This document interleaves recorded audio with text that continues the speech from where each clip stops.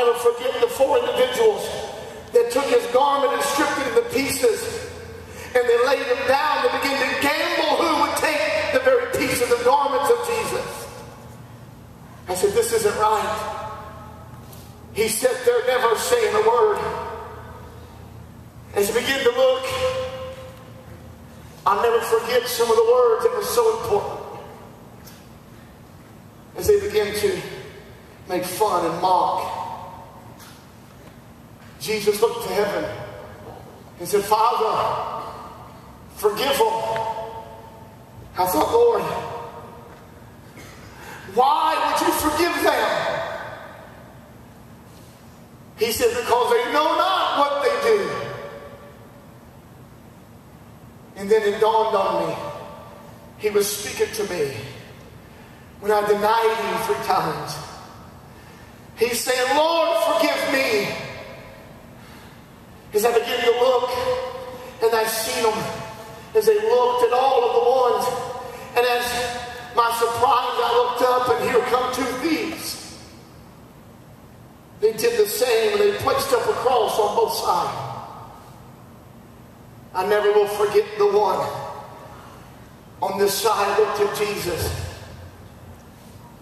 He looked at him and said, you said that you'd come again. You said that you was Christ. They said, you get yourself off that cross. Show us who you are.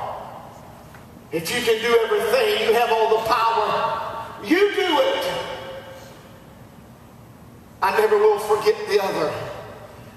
As he hung on the cross beside Jesus, he looked over and he said, Jesus, I know that I'm bad. I know that I deserve to be hanging on this cross, but please today, remember me. Jesus looked at him and simply said, this day, you will be with me in my Father's house. As I began to look up at the heavens, the sky that day grew dark. The sun hid behind the clouds. Thunder began to roar. I did not know what was happening. At that moment, Jesus raised his hand and said the words, it is finished. Into your hands I commit myself. At that very moment, no longer was I concerned about Jesus on the cross. No longer was I concerned about the 2 thieves. I was only concerned about what was going on. He said, it's finished. In my mind, I know it. He's dead. It's gone. It's over. The one that I forsook everything.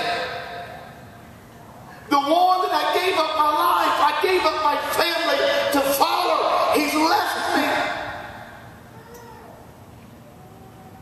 And as I saw one, as the clouds grew dark, rain began to fall, the ground began to shake.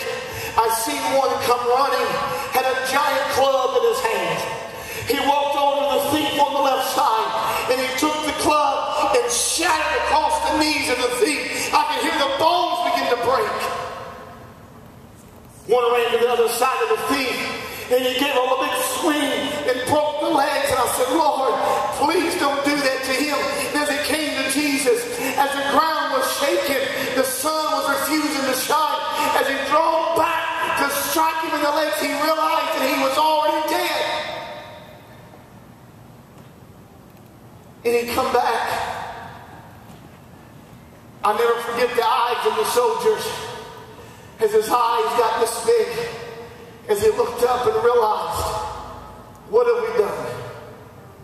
He threw down the club and he ran away in fear, because he's told everybody that I'll come back.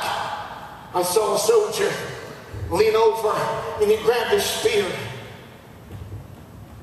and he shoved it in the side of Jesus, pulled it out. I'll never forget the scene as I saw the fluids like water. The blood began to pour as it had soaked and saturated the ground.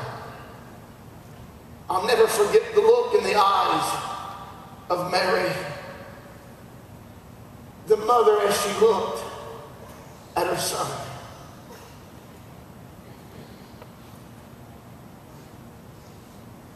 It's over. Everything.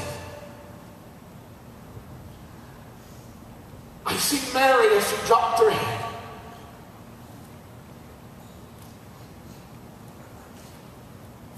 She thought back when they went to town and a young boy reminiscing the old days. Joseph, where is he? And they had to go look for Jesus, and there he sat, gathered around all of the scholars, the age of 12, teaching things that they had never heard, things that they had never imagined. As he walked home, they said, "You've got to stay with us. You can't run away." He said, "But I must do the work of the Father." She sits and realizes that he's laid there dead. The soldiers come and drag his body off the cross.